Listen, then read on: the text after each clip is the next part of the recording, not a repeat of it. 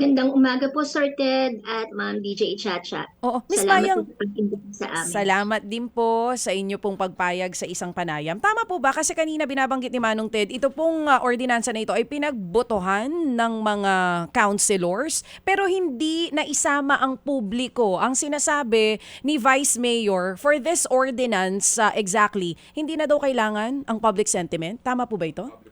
Public opinion? Mali, opo, mali po yan kasi constitutional right po yan. Nakita ko po yung sinabi ni Vice Mayor Atienza sa news na hindi na po ito kailangan. Pero constitutional right po, lalo na kung it affects the city's ability to achieve a healthy and balanced ecology at lahat po ng environmental policies no sa LGU, kailangan pong may public consultation lalo na kung pinagbobotohan po ito ng city. At ang isa po nating dapat maintindihan, yung 10-year solid waste management plan ay kailangang isama ang stakeholder. Ngayon, bakit kapag gumagawa tayo ng ordinansa, hindi sila sinasama? Dahil para maano natin, magkaroon ng tamang pagpapatupad ng 10-year solid waste management plan at tama ito, legal at angkop doon sa policy framework na ginawa ng na meron tayo sa Pilipinas, dapat laging kasama yung stakeholder. Kung hindi, mangyayari talaga itong mga complaints ng mamamayan. Dahil nakikita natin na hindi akma yung ordinansa na ginawa nila. Oo. Meron nga po kayong inilabas na pahayag kaugnay pa rin itong pagtaas ng singil sa garbage fees po sa mga negosyo dyan sa Maynila. Kine-question nyo po yung legalidad, maging yung direksyon nitong polisiya. Sinasabi nyo walang malinaw na basihan at walang computation na inilalabas yung Manila LGU kung paano sila nag-come up sa almost 1,200% na pagtaas sa singil nga po sa basura dyan sa Maynila. Sige, kayo po mismo ang magpaliwanag. Bakit niyo po sinasabi na may legal issue dito sa garbage fee increase diyan po sa Maynila? Opo. Unang-una, hindi naman po kami ayaw sa garbage fee. Tama naman po na may garbage fee ang isang lungsod. Subalit, hindi ito dapat napakamahal at walang konsultasyon. Ngayon, ang issue dito, napakalaki at walang konsultasyon ang ginawa ng Manila dito sa Ordinance number 9151.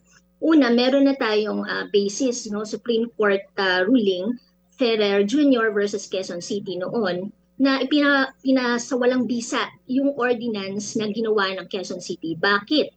Dahil hindi ito, sabi ng Supreme Court, kailangan kung magtataas tayo ng garbage fee, una, may adequate justification at computation. Nakita na nga natin, ni Sir Ted kanina, may hawak siya ng kopya ng ordinance, wala talagang computation na nakalagay doon. Nagsagawa ng video explanation si Mayor Isko, pero lalong lumabo kasi ang sinasabi niya per employee output ang singil, subalit sa ordinance per square meter. So ano ba talaga?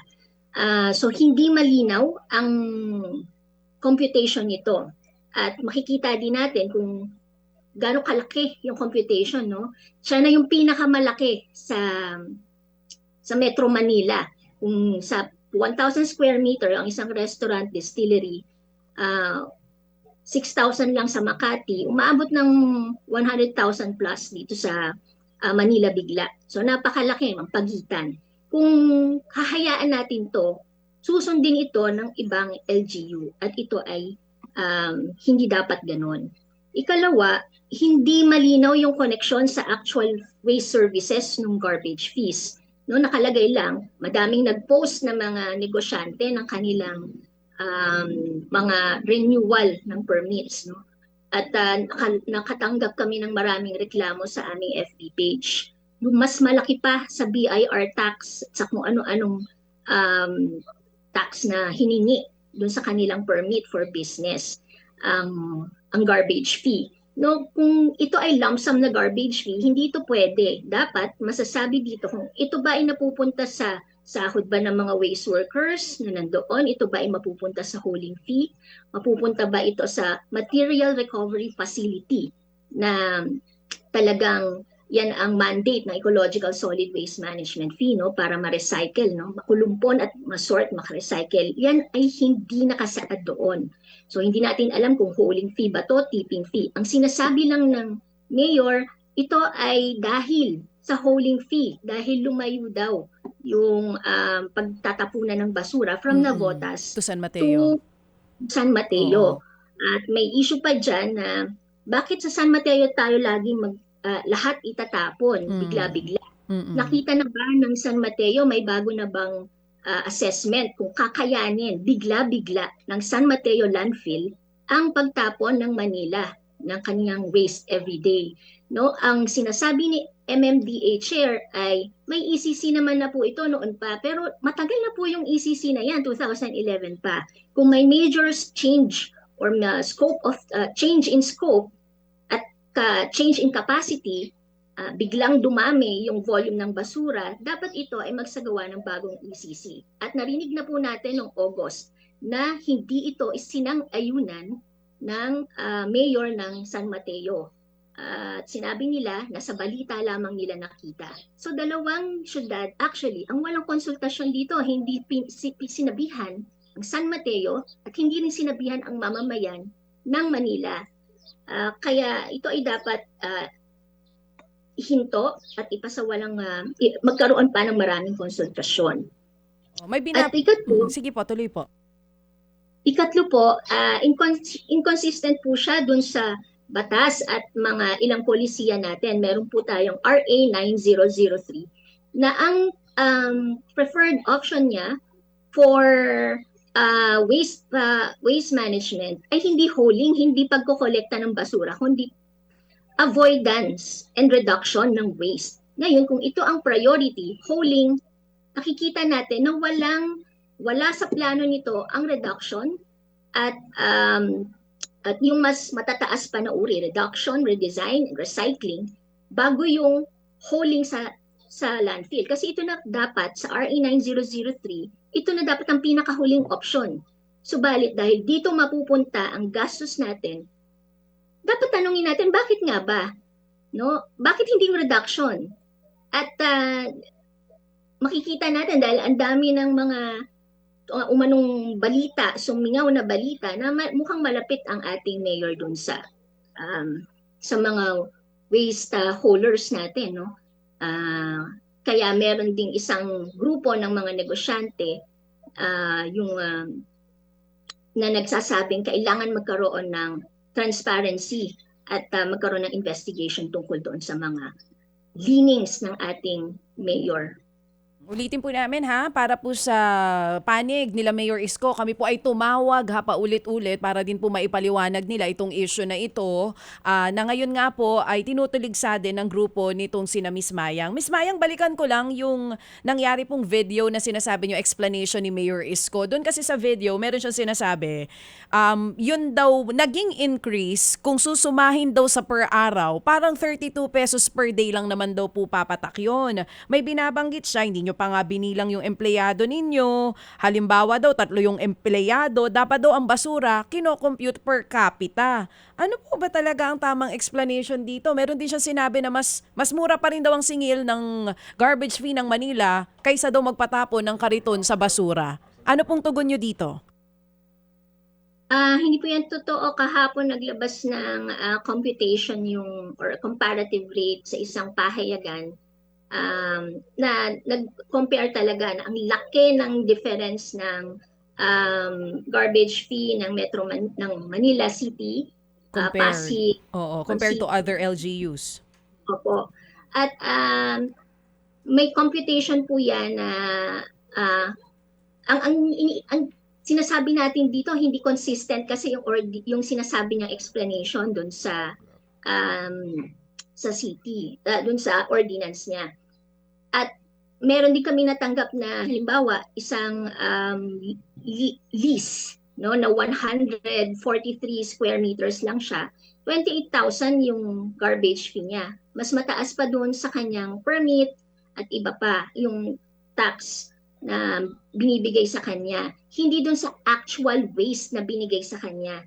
Sabi niya, hindi rin naman dalawa lang ang empleyado niya.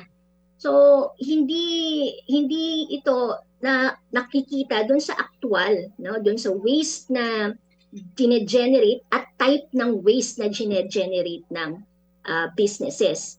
Bakit importante yung type ng waste? Kasi depende sa uri ng waste, merong iba't ibang paraan ng pag-solve doon sa basurang yun o pag-address.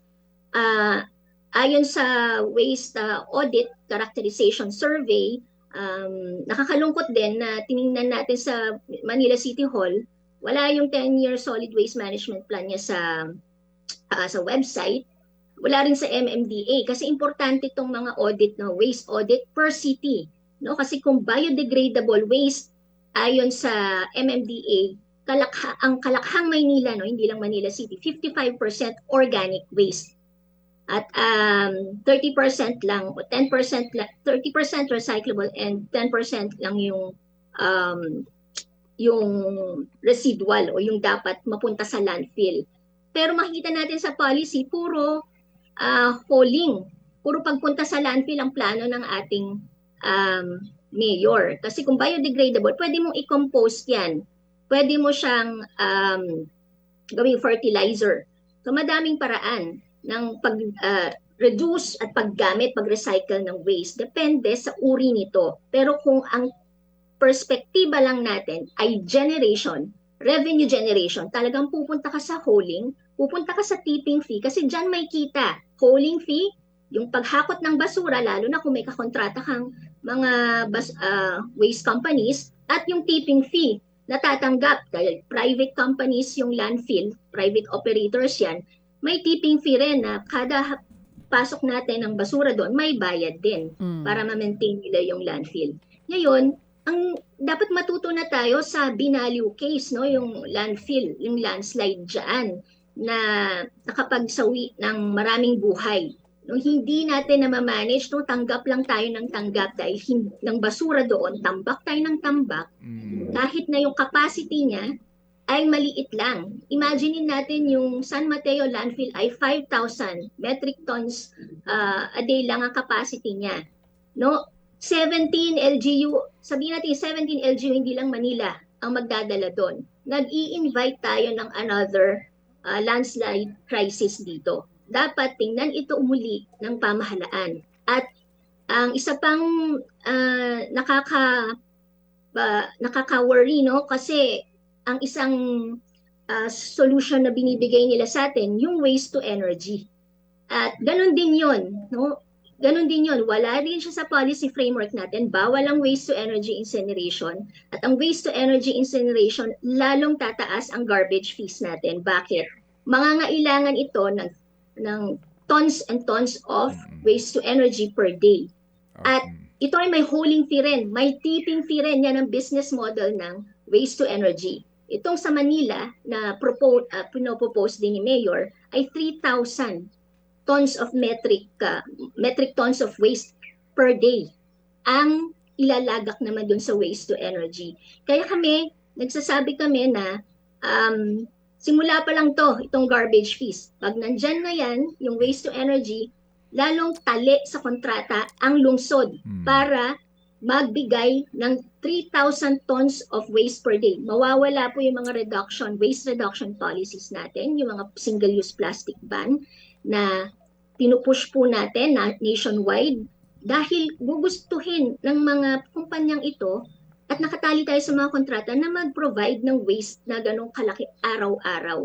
Opo. At sinabi na nga rin yung mga traffic ng mga basura dyan araw-araw sa truck ng mga basura, yung kalat at yung emissions niya is malaking problema. Maging yung mawawalang kabuhayan ng mga basurero, formal man o informal. Opo. Yan po ay, kumbaga, separate po na issue yan, yung pagkakaroon ng planta, yung waste to energy. Bagamat yan po ay ginagamit ng ilang mga bansa sa mga mauunlad na bansa, pero sabi nga ni Ma'am Mayang, dapat din yan pinag-iisipan din muna kasi ano ang ipanggagatong mo dyan? Basura. So para gumana yung plantang yan, kailangan mo ng basura pa more, hindi ba? So it defeat the purpose na dapat nga less basura ang ating pong araw-araw po na itinatapon. Anyway, so ma'am, sa ngayon po, anong balak ho ninyo? Kasi ito po ngayon, ordinansa na, In effect na po ito, pinirmahan po ito ni Mayor noong Disyembre. Sa akin pong hawak nga na kopya po dito, I think December 14, pinirmahan niya. Ngayon po'y ganap na siyang batas. Ano ang balak niyo ho ngayon? Kasi hindi na ho ito matitigil ng mga interviews lang po natin. Go ahead, ma'am. Opo. Sa kasalukuyan po, nakikipag-usap tayo po sa mga grupo ng mga negosyante. Isa po dito yung negosyo advocates na nagpaplano pong mag-file ng TRO dito sa ordinance na to. So, abangan po natin sa mga susunod na araw yung mga protesta at case or itong TRO filing na ito para mapahinto. Okay, yan po kasi nga po ang legal na pamamaraan para po ito ay questionin. Balikan ko na sinasabi ni Ma'am Mayang dito sa artikulo po ng Rappler, gumawa sila ng pag-aaral. For a restaurant or cafe with a floor area of at least 50 square meters but less than 100 square meters, Manila charges 48,000 a year. Sharply higher than neighboring cities. Pasay daw po ay 7,200, sa Makati 4,000, Quezon City ay 3,120 at sa Taguig 2,000. Ito hong sinasabi ni Ma'am Maya ho kanina na nailathala. And mind you, meron po itong surcharge sa hindi makakabayad. Ma'am Mayang? Sa kanila pong ordinansa. Kapag kayo po ay hindi nakapagbayad sa takdang panahon, may patong po ito mga kapatid, failure to pay the above fees. Sa prescribed period po, meron pong 25% per annum at meron din pong 2% na interest per month doon sa unpaid fees or charges including surcharges until the amount is fully paid. Malaki po ang multa nito kung sakasakali. O sige, so Mamayang, ano lang po ang inyong mensahe sa city government, sa mga konsehal po sa Maynila, si Vice Mayor, para po sa inyo pong ipinaglalaban na ito, ma'am? Salamat po, Sir Ted. Para po dun sa mga nahalal na politiko, opisyal sa LGU ng City of Manila, tama naman po na i-address po natin yung ating mga basura. Subalit napapansin na po ng mga ating mga mamamayan doon na yung mga waste policy natin, hindi po kayo nagtatawag ng konsultasyon. Hindi po ito unilateral na policy na gagawin po natin. Importante po sa implementasyon na kasama ang mamamayan at ito ay angkop sa batas ng ating bansa. Kaya po nananawagan kami, ilang beses na po kaming kumatok sa inyong pintuan, nagbigay kami ng mga sulat, umikot-ikot kami sa City Hall at pinagpasahan din mula pa nung nagsimula ang waste to energy proposal nyo hanggang ngayon po sa garbage fees. Marami na pong kumakatok na mga negosyante sa inyo at nagsasabi na baka lumipat na lamang sila ng lungsod dahil ang tingin nyo sa kanila ay revenue base, hindi backbone ng local economy at provider ng jobs sa ating lungsod.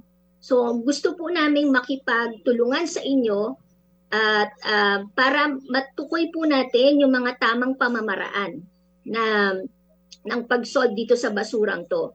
Informal economy po dito sa Smoky Mountain, 80% po ay mga recyclers po dyan, mga waste pickers.